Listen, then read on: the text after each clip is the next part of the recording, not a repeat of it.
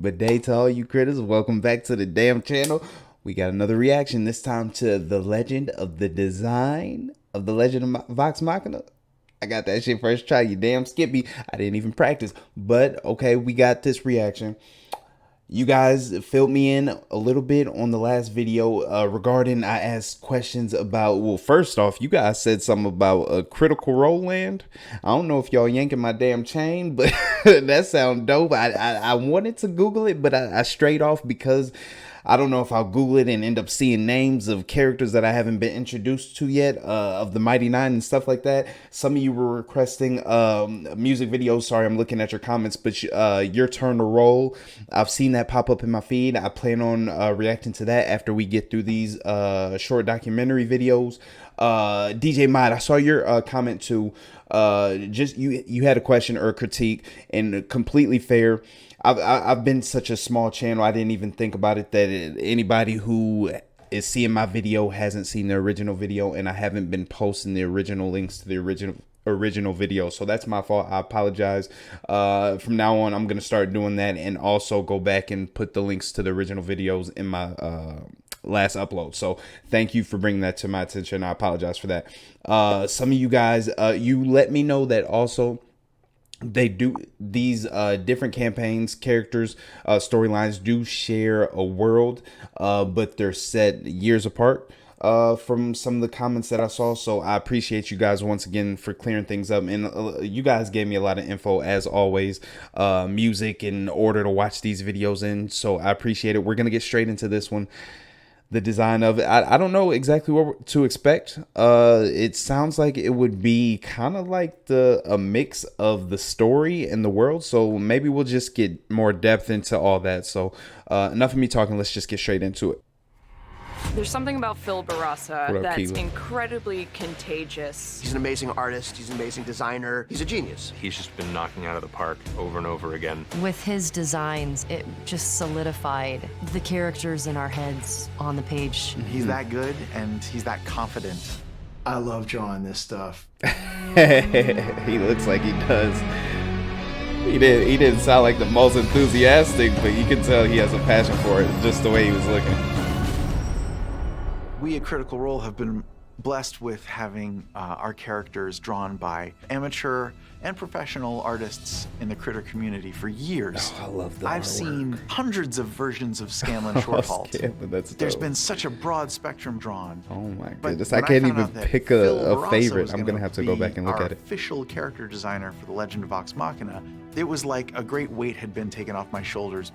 I'm a huge fan of Phil Barassa. What else has he worked for many, many years. All of his work on the DC films. I saw his style, and I Young Justice. Ooh, I'm a fan already. I'm a fan. Fantastic eye. I met Travis before I knew Phil about Barassa. Critical Role. He was playing one of the heavies in a Batman movie I did all the character design for.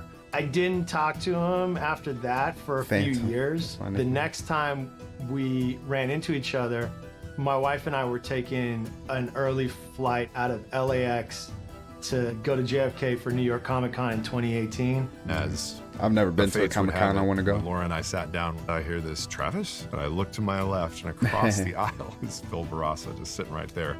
Wow! And just in that moment, what are the odds? Lightning bolt to the head. I was like, we got this animated series that we're developing. Travis was like, would you be down to take a pass at these characters? They both look so different in that picture. Just something clicked for me, drawing this stuff.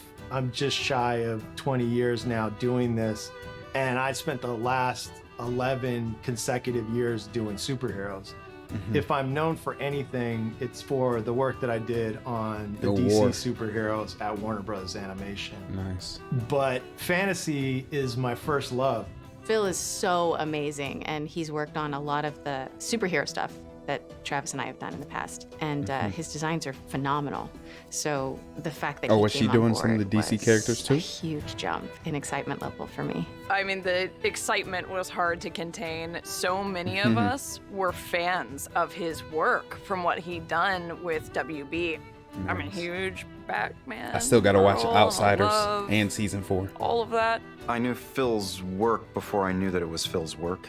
I've seen his animation before, and his character designs are gorgeous. His design work is immaculate. His creativity is brilliant. When I heard that Phil was going to be on the project, I was like, yes, they've got it. This is great. He's perfect. Phil is pretty much a legend in the animation industry out here, and the idea that he would be coming on to the project with us, I don't think I even believed it at first. My reaction to Phil Barrasso was like, no Dude's a legend. fucking way. Living legend.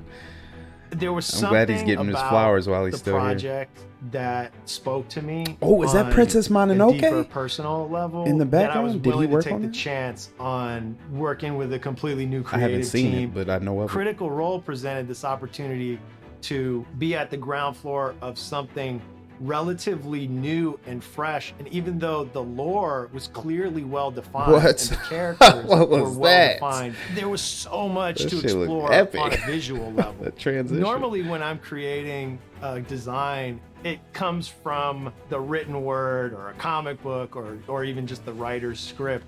These characters come from the imagination and the heart and the soul of the voice Oh my actors, goodness. the And cast members. You guys who told are me to. I'm gonna watch the creators and intros founders, before we get right? into the live So they were streams. very involved. Enough of you have said it. I had a lot of input. I mean, So I gave gotta notes take on your the word feathers, for I gave it. notes on the hair.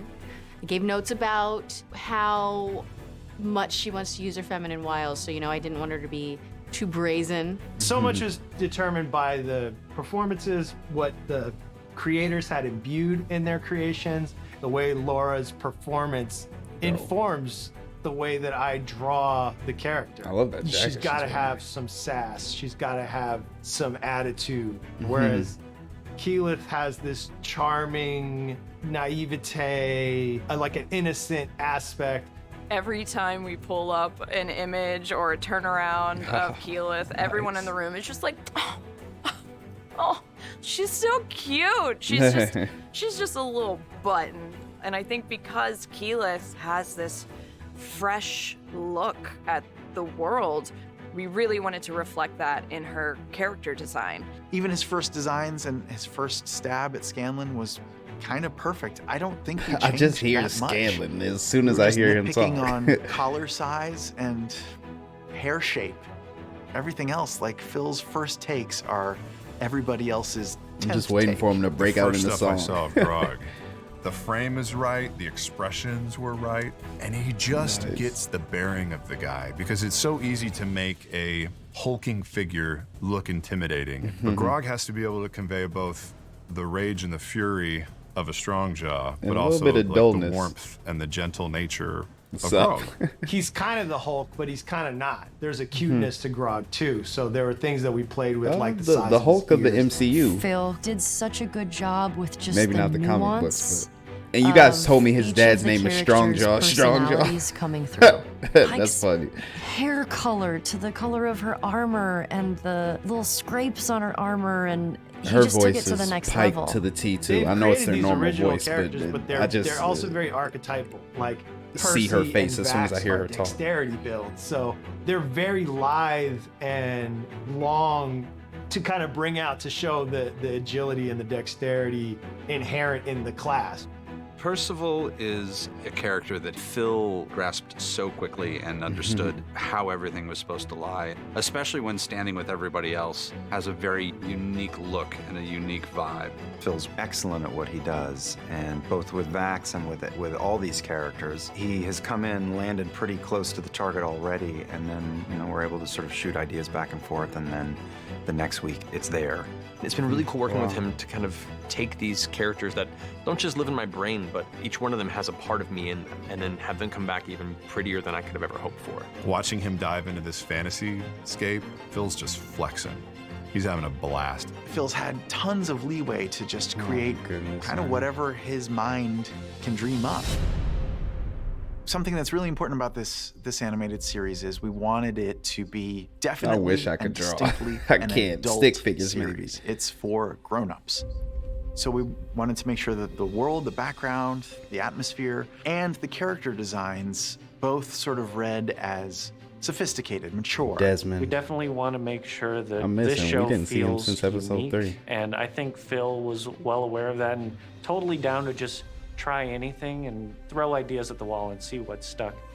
Phil's designs capture the kineticism and flow of the best that Japanese animation has to offer while feeling uniquely Western and uniquely, honestly, uniquely themselves. Phil's stuff definitely leans way more in the anime direction, and anime itself is kind of like part of the DNA of Titmouse's look and culture. All of us here watch sort of like, I know they talked about that anime, last so video. he almost was a familiar perfect with fit in the sense that he's looking at the same exact kind of stuff and incorporating that into his designs. He just came to this with a vigor and an excitement that we couldn't help but be excited alongside it. There almost couldn't be a better match as far as Western character designers than Phil. We are pouring every ounce of passion and love and creativity that we have at our disposal into trying to bring this world to life. Watching Phil dive into this world, you kind of got the sense of an athlete sort of stretching. He's really just starting to break out of anything that he's done before. It's only limited by what your imagination can envision, and for Phil, there is no shortage of that. I really have not experienced anything this good in animation. I'm hoping we can do a lot of seasons of this show. I think we're only really getting started with him. I think it's going to happen. He's blown us out of the water with everything that we have in season 1. God's help us for what's in store in season 2. Wow.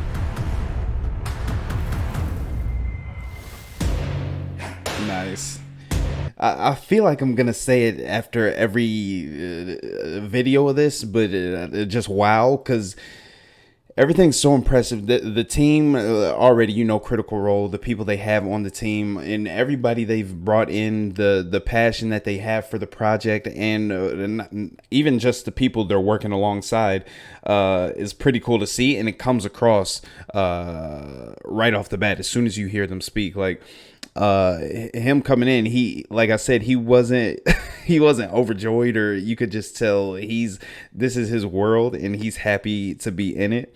Like I said, I want to go more down the rabbit hole of what he's worked on. Like I saw the Princess Mononoke poster. Maybe that's just like a inspiration for him. I don't know if he's actually worked on it, because I don't know how old that movie is.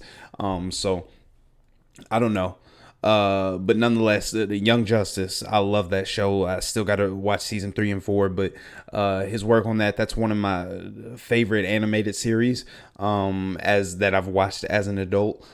Season 1 and 2 are epic, and the animation is equal to it. And then this going into Vox Machina, he killed that first season. Like, and they said it themselves that it didn't take them too long to. It's crazy that he gets the story, he visualizes right off the bat, and the same with all these people working on the project, designing the world, and even with the voice actors themselves, the fact that they can voice act these characters and just kind of visualize right off the bat exactly what they look like speaks to the creativity, along with the ability to draw. That's a whole nother skill set in itself. So stuff like that is awesome.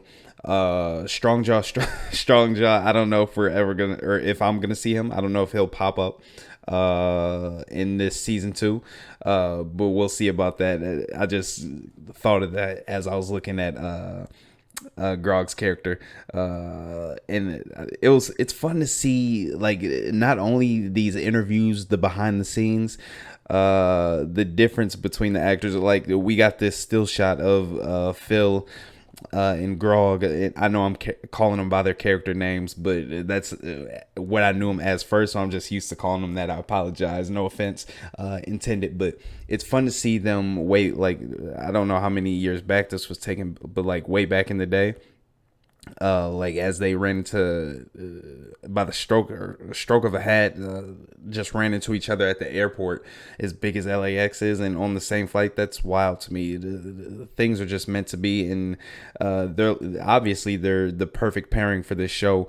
in this project, and it seems to be a passion for Philip too. So it seems like he's really excited about this, and like he said, hopefully there's multiple seasons. Although we already have season 2 greenlit.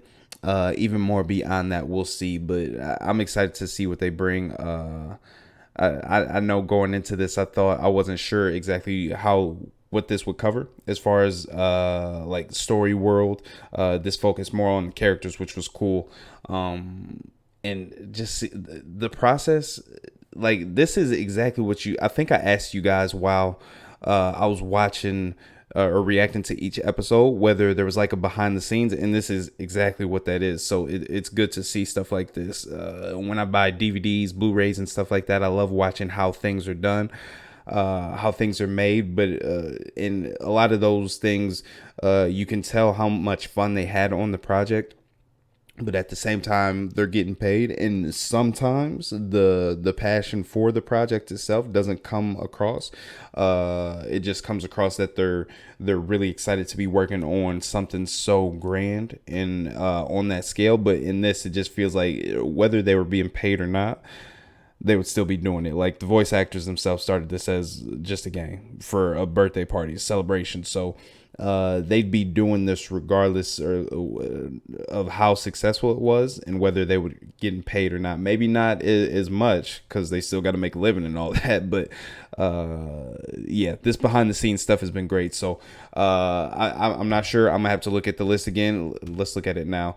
The next one, I already reacted to the voices of Vox Machina, so we'll be doing the legend of the music of Vox Machina. So I expect Scanlan to shine in this next episode, but that's the end of this one. I hope you guys enjoyed. The link to the original video will be down in the description. Thank you, DJ M.O.D. And again, love yourselves, love one another, love you guys. Appreciate you. I'll catch you in the next one. Deuces.